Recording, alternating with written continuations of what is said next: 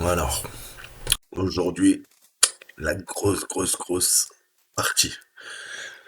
Je vous ai dit au bout d'un moment, l'informatique que vous allez faire, les techniques de hacking que vous allez utiliser, elles dépendront plus du secteur militaire que du secteur civil. Ok. Je vous ai dit que la limite est poreuse entre le monde du renseignement, le complexe militaro-industriel, les hackers, les forces de police, tout ça. Parfois, on utilise les mêmes techniques, ok, que l'armée. C'est aussi simple que ça. Donc, je vais vous parler de la doctrine un peu militaire du Command and Control, qui veut dire littéralement commander et contrôler. Là, vous avez une gardienne. Hein. On utilise souvent des femmes parce qu'elles sont beaucoup plus posées. Elles partent moins dans les tours quand elles sont sous pression. Et ça, bah, la photo, c'est un centre d'information de combat. Ok. Information and Combat Center. C'est sur l'USS Carl Vinson et c'est en 2001 pendant la guerre d'Afghanistan. Ok. Donc c'est dans un porte-avions. Chaque porte-avions a son centre d'information et de combat. Donc maintenant, je vais vous parler pourquoi cette photo. Bah, parce que le Command and Control, le C2, C2C, ok. Donc c'est un ensemble d'attributs de processus organisationnels et techniques qui emploient des ressources humaines, physiques, informationnelles pour résoudre des problèmes et accomplir des missions afin d'atteindre les objectifs d'une organisation ou d'une entreprise. Ok.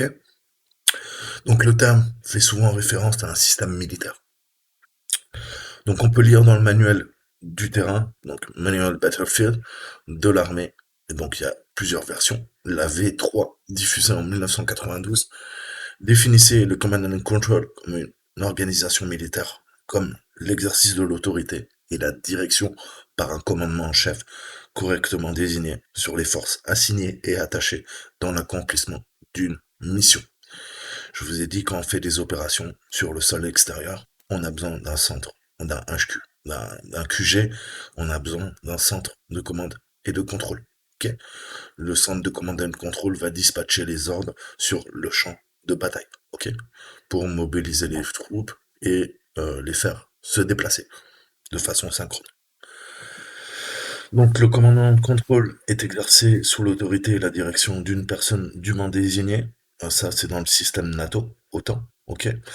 Et on a une doctrine, notamment australienne, qui est l'utilisation d'une terminologie de définition convenue et fondamentale pour tout système SITO et le développement de la doctrine et des procédures interarmées. Les définitions dans le paragraphe suivant ont un accord international, bien que les alliés potentiels n'utilisent pas les termes avec exactement la même signification. Pourquoi je vous parlais de tout ça? Parce que justement, dans le principe, le SITO, c'est une philosophie. Après, dans les faits, eh ben, les gens font un peu ce qu'ils veulent à leur sauce, surtout en termes de hacking. Donc, à la base, le Command and Control, c'est associé au COMINT, donc sécurité des communications, l'intelligence militaire, l'information, les systèmes d'information, l'informatique, la surveillance, l'acquisition de la cible, la reconnaissance, l'interopérabilité, la collaboration et bah, l'électronic warfare, ok. Les LINT, tout ça, la guerre électronique. Donc, on a des variations. Voilà, ça sera pour votre petite, votre background, on va dire, et après on va passer, nous, bien sûr, à la partie informatique. Mais on a le commandement et le contrôle de l'intelligence, c'est le C2Y. On a le command and control de l'information, un peu moins courant, qui est également le C2I. On a la fabrication avancée command and control, ce qu'on appelle Cicerone, c'est le R2C2I. On a le système d'information de command and control, ce qu'on appelle le C26. On a le C2ZIR, c'est surveillance et reconnaissance. On a le C2STAR, donc ça c'est tout ce qui est euh, Geo-Intelligence, donc via les moyens d'acquisition satellite, et ça se concerne l'acquisition d'objectifs et la reconnaissance. On a le C3, c'est Command and Control et Communication, donc il y a une composante humaine. On a également un autre C3, c'est plus focalisé sur la technologie, ok, ce qu'on appelle le tech-int, et la consultation Command and Control, donc le C3, de l'OTAN. Donc, après, il y a plein de dérivés, mais bon, ça nous intéresse peu. Mais on voit que on a toujours fait appel. Vous avez toujours ce qu'on appelle les Joint Operations Center, c'est-à-dire que dans des bateaux de guerre, vous avez des centres de communiqué. Là, c'est à bord de l'USS Mount Whitney. On a également, pendant la guerre froide, si je dois reprendre, voilà, des bateaux nucléaires soviétiques à propulsion nucléaire. Là, on a l'Oral avec tout un centre de command and control. On voit les radars et toutes les antennes qui permettent la télécommunication. Là, on voit un autre radeau. Donc, ça permet de faire aussi également de la guerre électronique. Ok? Ça fait les deux en fait. Si vous pouvez communiquer, vous pouvez également brouiller les communications de votre adversaire ou l'espionner. C'était un peu le but. Donc, vous allez me dire, Marco, t'es bien gentil, mais bon, pourquoi tu nous parles de tout ça? Parce que je vous ai dit qu'il y a certains termes que vous verrez en cybersécurité qui sont utilisés dans la guerre de command and control. Ok?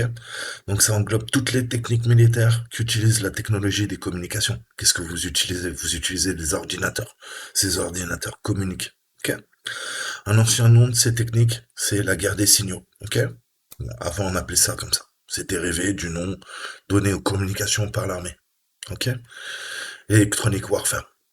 Les nouveaux noms incluent les opérations d'information et la guerre de l'information. Je vous ai déjà parlé de la G4G, la guerre de l'information, la guerre de quatrième génération. Donc on veut avoir des opérations que nous aussi on va utiliser. Ok? La sécurité des opérations. Ça, si vous voulez protéger votre client, il va falloir comprendre ce concept. La tromperie, la ruse militaire.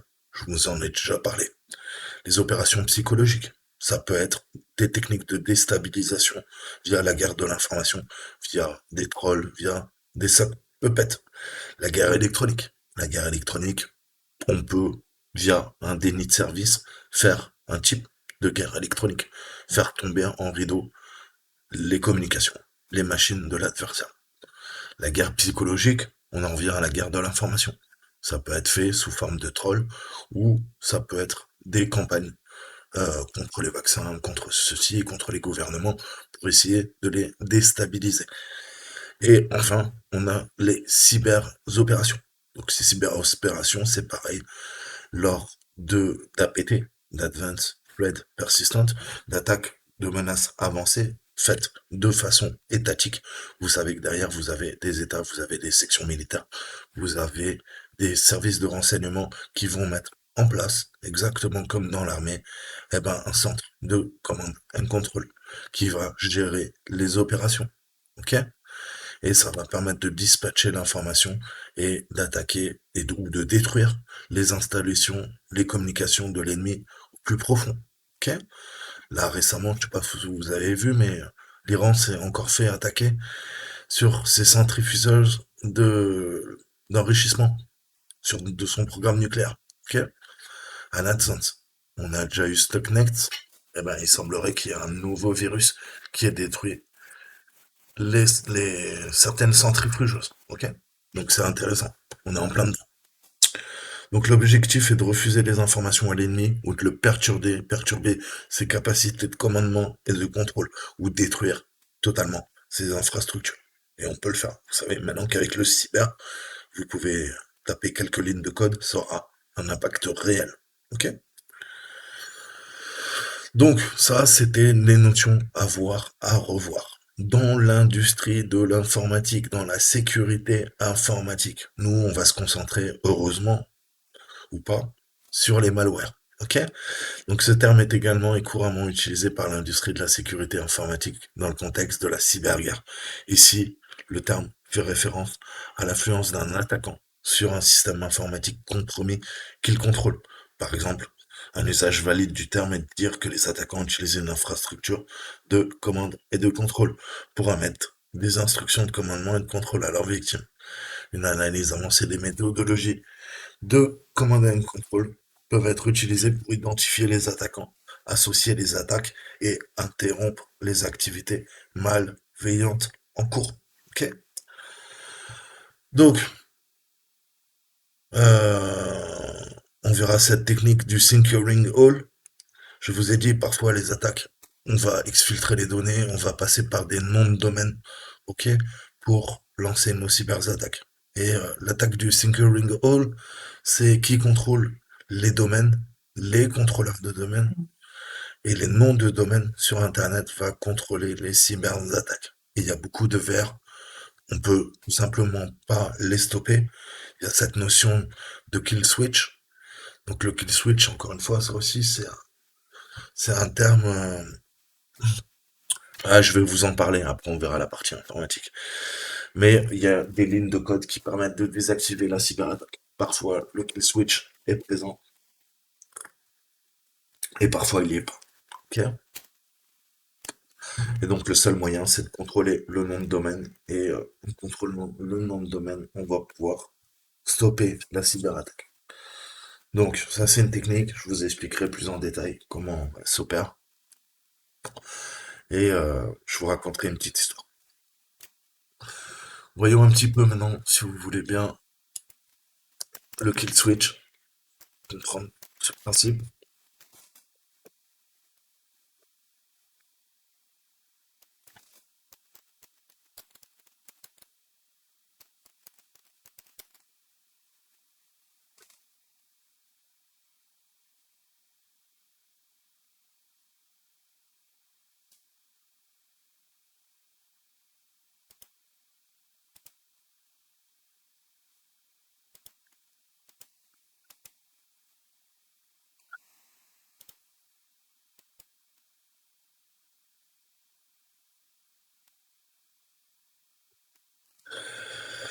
Donc, par analogie, je vais vous parler ouais, des kill switch et des dead man switch, ok? Euh, Grosso modo, essayez de comprendre ça par analogie, les kill switch physiques, ok? C'est un kill switch, c'est quoi? C'est les gros boutons, ok? Ce qu'on appelle un coupe-circuit sans couvercle. Vous appuyez dessus, généralement il y a un gros warning et ça stoppe. On le voit beaucoup, les coupe-circuits, il y en a partout dans les systèmes industriels, ok? Ça permet de couper le système. Ce sont des interrupteurs d'urgence. Ok. On a la philosophie appliquée au monde du logiciel. Un kill switch, ça peut être utilisé pour un mécanisme incorporé dans le logiciel en fait.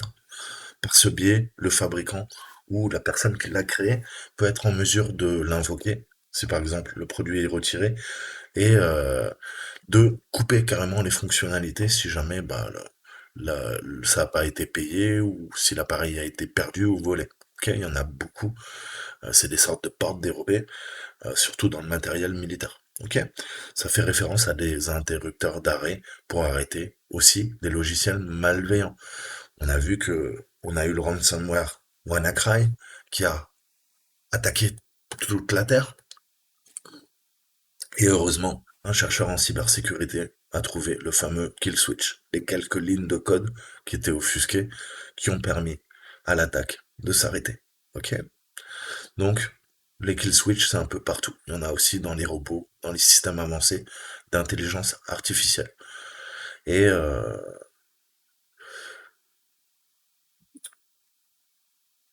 on peut se servir de ces kill switch, grosso modo, bah pour, pour arrêter tout ça. Ok. Donc, il y a une autre technique qui s'appelle l'interrupteur de l'homme mort. C'est un commutateur qui est conçu pour être activé ou désactivé si l'humain, l'opérateur, est frappé d'une incapacité. Par exemple, la mort, la perte de connaissance, ou si il perd euh, le contrôle.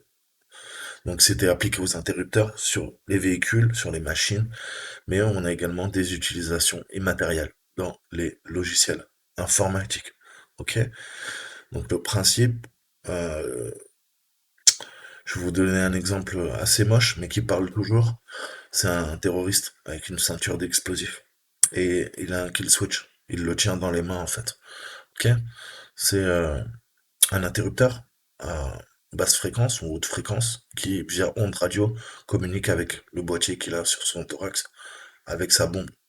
Si jamais on le tue, s'il se prend une balle dans la tête, il relâche forcément l'interrupteur qu'il a entre les mains. S'il relâche l'interrupteur, la bombe explose. Ok?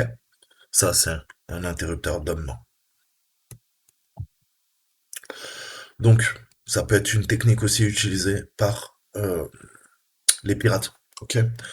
On va, imaginons que le pirate n'envoie pas le même message tous les jours à midi sur Twitter. Un programme va, un bot en fait, va scanner les messages sur sa page, sur son fil, et si jamais le message n'est plus là, une cyberattaque se lance. Ou ça va être une bombe logique à certains moments, à certains temps, avec une chronologie, ou s'il y a des étapes, des événements qui arrivent dans un système d'information, sur un serveur, sur une machine, eh ben, la cyberattaque se lance. Ou des actions malicieuses. Ça, c'est tout ce qui est bombe logique. Mais euh, dans le monde du renseignement, le Dead Man Switch, c'est récupérer des informations compromettantes, par exemple, sur son pays, sur sa hiérarchie. Et on sait que si jamais on essaie de vous tuer, parce qu'on sait que vous avez des choses compromettantes, eh ben, il y aura les documents qui seront livrés à la presse. Ok. Ça peut être votre assurance vie. C'est une technique utilisée. Surtout quand on prend la retraite dans les services de renseignement. Il vaut mieux mettre en place des dead man switch. Pour le lanceur d'alerte, ça va être quoi? Eh ben, si jamais on essaye de le faire disparaître, de le museler, s'il va en prison, Navalny, on pense à toi, eh ben, il y aura plein de documents compromettants qui vont fuiter, qui vont leaker automatiquement. Ok? Vous laissez ces documents à des personnes de confiance dans votre entourage, des amis, un avocat, des notaires, des gens qui n'ont rien à voir avec vous. Ça sera encore mieux parce qu'on ne pourra pas les retracer. Et ils vous promettent sur votre tombe que lorsque vous serez plus là, eh ben, il y aura des documents qui fuiteront dans la presse, partout, partout, sur les forums. Ok. Et on peut se servir de canaux comme 4chan, comme il y en a un paquet, hein. Vous pouvez vous servir de Discord, vous pouvez vous servir de 8chan, 4chan, tout ce qui permet en fait de divulguer Reddit, des informations, Cryptomi, ok, Wikileaks, et il y en a un paquet d'autres qui anonyme file qui vont vous permettre de façon anonyme de délivrer, d'être le dernier messager en fait, pour envoyer des documents compromettants. Voilà. Donc je m'arrête là. C'était l'introduction. J'ai parlé de plusieurs choses parce que c'est important et parce que vous retrouverez certaines philosophies euh, là-dedans. Mais c'est bon à savoir, je trouve ça intéressant. Après, si ça ne vous intéresse pas, et ben là, la prochaine vidéo, on va parler du Command and Control.